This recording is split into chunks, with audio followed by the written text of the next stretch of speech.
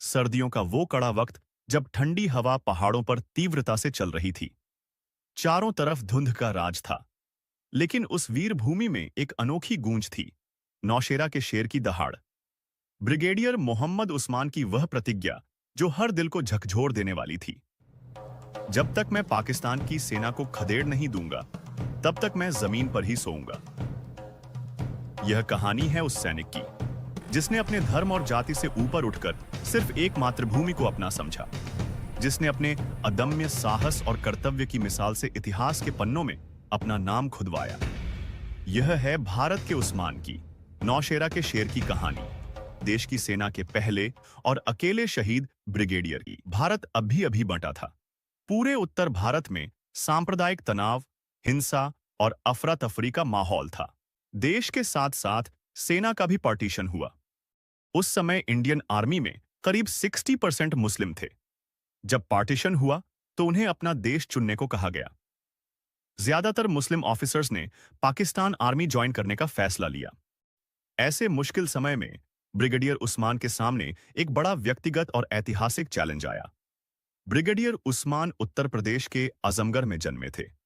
उन्होंने British military school से training लेकर इंडियन आर्मी में चयनित हुए। मोहम्मद अली जिन्ना खुद उन्हें पाकिस्तान का पहला आर्मी चीफ बनने का प्रस्ताव लेकर आए। पाकिस्तान के अन्य लीडर्स ने भी मुसलमान होने की कसम देकर उन्हें मनाने की कोशिश की और पद, पैसा, सम्मान जैसी मोहलतें दी। यहां तक कि उनके ज्यादातर दोस्त और अधीनस्थ जो बालूच रेजिमेंट में थे, वे लगभग सब पाकिस्तान चले गए। लेकिन उस्मान अपने भारत से बेहद प्रेम करते थे। वे पाकिस्तान के किसी भी प्रस्ताव, पद या आर्थिक प्रलोभन के लालच में नहीं आए। आप सुन रहे हैं, यही है इतिहास, बाकी सब बकवास। आजादी के बाद का वो उलझा हुआ समय। पाकिस्तान समर्थित हजारों कबायली लड़ाके और सैनिक कश्मीर के मुजफ्फराबाद से श्रीनगर और उससे आगे की ओर बढ़ रहे थे। उनका मकसद था कश्मीर पर कब्जा करना और श्रीनगर को जिन्ना को ईद का तोहफा देना। कल्पना कीजिए, कश्मीर की राजधानी श्रीनगर और जम्मू की जमीन खतरे में है। पाकिस्तान श्रीनगर में नाश्ता, जम्मू में खाना और दिल्ली में डिनर का सपना देख रहा है। भारतीय सेना के पास संसाधन और समय की कमी है, लेकिन सेना और इंडियन गवर्नमेंट संकल्पबद्ध हैं। कश्मीर किसी भी हाल में नहीं देंगे। तो चलिए चलते हैं 1947-48 की उन कड़ाके की सर्दियों में, जब जम्मू और कश्मीर की किस्मत का फैसला हो रहा था। तो देखिए, श्रीनगर तो सेफ हो चुका था, पर अब इंडियन आर्मी का फोकस जम्मू की तरफ था। वहां कई जरूरी कस्बे थे जिन्हें दुश्मन ने घेर रखा था, और सबसे बड़ा मकसद था मीरपुर पहुंचना, जो एक बड़ा बिजनेस सेंटर था। तो मेजर जनरल कुलवंत सिंह ने यह खतरनाक जिम्मेदारी ब्रिगेडियर उस्मान और उनकी नई नवेली 50 पैरा ब्रिगेड को सौंपी। प्लान एकदम साफ था, जम्मू से निकलो, झांगर पर कब्जा करो, कोटली के रास्ते आगे बढ़ो और फिर मीरपुर को आजाद कराओ। शुरुआत तो काफी अच्छी हुई। दुश्मन की रुकावटों और मुश्किल रास्तों को पार करते हुए सेना आगे बढ़ी, लेकिन फिर अचानक सब कुछ बदल गया।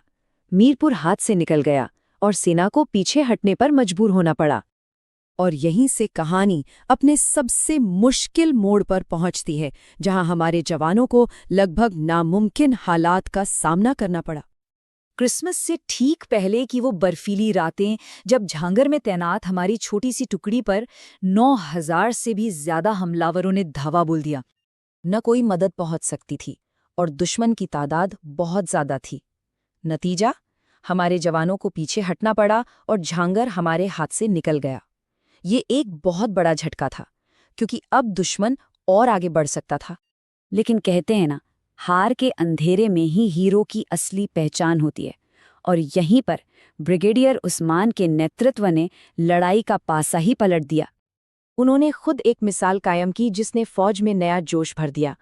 अपने असाधारण नेतृत्व और व्यक्तिगत बलिदान के लिए वे प्रसिद्ध थे। उन्होंने एक भीष्म प्रतिज्ञा की, तब तक अपने तंबू की ठंडी, कठोर फर्श पर सोने की, जब तक झंगर फिर से भारतीय सेना के कब्जे में न आ जाए। झांगर वापस लेने तक जमीन पर सोने की उनकी कसम ने उन्हें एक लेजेंड बना दिया। वो हिम्मत की एक जीती जागती मिसाल बन गए, और तभी से उन्हें नाम मिला नौशेरा का शेर। ब्रिगेडियर उस्मान और उनके जांबाज सैनिक अब नौशेरा में डटकर बैठे थे। उनके दिलों में एक आग जल रही थी जो उन्हें झंगर, कोटली और मीरपुर से दुश्मनों को खदेड़ने के लिए प्रेरित कर रही थी। लेकिन तभी दुश्मन ने उन्हें चौंका दिया। 6 फरवरी 1948 को पाकिस्तान ने नौशेरा पर 11,000 सैनिकों के साथ हमला किया, जो भारतीय सेना से कई गुना ज्यादा थे। पर ब्रिगेडियर उस्मान और उनकी सेना ने हार नहीं मानी। मौत की मौजूदगी में वे सीना तानकर खड़े रहे, अपने सर पर कफन बांधे हुए। भारतीय रक्षाकर्मी, जो कुल मिलाकर लगभग 3,000 से 4,000 ही थे, साहस के अद्भुत उदाहरण बने। उनका हौसला तब और भी बुलंद हुआ जब 7th लाइट कैवलरी की चीटा फोर्स से मिली तोपखाने और टैंकों की ताकत ने उनका साथ दिया। नाइक जादूनाथ सिंह की वीरता का किस्सा अमर है। एक अगली पोजीशन की रक्षा करते हुए उन्होंने कई हमलों को पीछे धकेल दिया, भले ही वे स्वयं घातक घावों से जूझ रहे थे। भारतीय तोपखाने ने निर्णायक भूमिका निभाई और पाकिस्तान आर्मी को भारी नुकसान पहुंचाया। इस जंग में करीब 2,000 पाकिस्तानी सैनिक मारे गए और दुश्मन को पीछे हटना पड़ा। उनका मनोबल बुरी तरह टूट गया। नौशेरा की यह जीत उस समय झंगर खोने की वजह से हताश भारतीय सेना के लिए एक नई उम्मीद लेकर आई। यह विजय पाकिस्तान को पीछे धकेलने में कई कारणों से निर्णायक साबित हुई। इससे भारत को तत्काल टैक्टिकल गेन्स मिले और साथ ही नौशेरा को एक मजबूत आधार के रूप में सुरक्षित किया जा सका। हमले को रोककर भारत ने एक ऐसी बड़ी सेंध से बचाव किया जो पाकिस्तानी बल्लों को मीरपुर और कोटली के बीच जोड़ सकती थी और जिससे जम्मू को घेर लिया जाना संभव हो जाता, जिससे पाक सैनिक भारतीय क्षेत्र में गहरे रेड कर सकते थे। ऐतिहासिक दस्तावेज यह भी बताते हैं कि नौशेरा का पतन जम्मू को सीधे हमले के लिए खोल देता और पूरे दक्षिणी जम्मू कश्मीर सेक्टर को खतरे में डाल देता। जम्मू, जो कि सर्दियों की राजधानी और एक महत्वपूर्ण केंद्र था, पंजाब के लिए पहली सुरक्षा की दीवार था।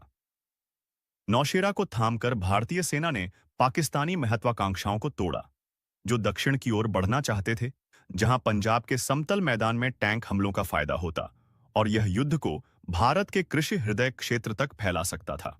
ब्रिगेडियर उस्मान भारतीय सैनिकों के जज्बे का प्रतीक बने। उनके नेतृत्व में ब्रिगेड को कई गैलेंट्री अवार्ड्स मिले, जिनमें से एक था भारत का सर्वोच्च वीरता पुरस्कार, परमवीर चक्र। यह सम्मान मिला नायक जादूनाथ सिंह को, जिनकी बहादुरी और वीरता की कहानी हम आगे विस्तार से सुनेंगे।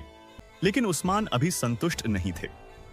उन्होंने देश से कसम खाई थी कि जब तक झंगर वापस नहीं जीत लेते, वे जमीन पर ही सोएंगे। नौशेरा की इस जीत के बाद उन्हें एहसास हुआ कि अब वक्त आ गया है अंतिम बड़ा कदम उठाने का, झंगर को वापस छीनने का। अगर यह कहानी अच्छी लगी हो तो चैनल को सब्सक्राइब करें, लाइक और शेयर करना न भूलें, ताकि इतिहास की ये कहानियां और लोगों तक पहुंचें। बने रहिए हमारे साथ। अब जवाबी हमले का वक्त था, तो अपने सैनिकों में जोश भरने के लिए उन्होंने सिर्फ हुक्म नहीं दिया, बल्कि उन्होंने कविता और कर्तव्य की भावना का सहारा लिया। उनके शब्द कुछ ऐसे थे: मौत तो एक दिन आनी ही है, देर से या जल्दी, और इंसान के लिए इससे बेहतर मौत और क्या होगी कि वो अपने पूर्वजों और अपने धर्म की रक्षा के लिए मुश्किलों से लड़ते हुए जान दे। तो दोस्तों, आगे बढ़ो, बिना डरे हम झांगर चलते हैं। इन शब्दों ने सैनिकों के दिलों में आग लगा दी। वो अपनी खोई हुई जमीन वापस लेने के लिए फौलाद बन चुके थे। अब हम कहानी के उस हिस्से में पहुंच गए हैं जहां जीत और त्रासदी दोनों एक साथ दस्तक देती हैं।